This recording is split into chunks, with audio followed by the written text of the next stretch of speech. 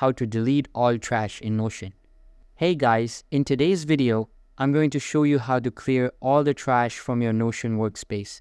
So make sure to watch this video till the end, and let's get started. First, open your browser and go to Notion. On the home page, click Login at the top right corner. For quick access, click Continue with Google and select the Google account linked to your Notion workspace.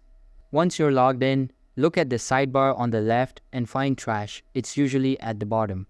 Click on Trash to see all your deleted pages, docs, and items.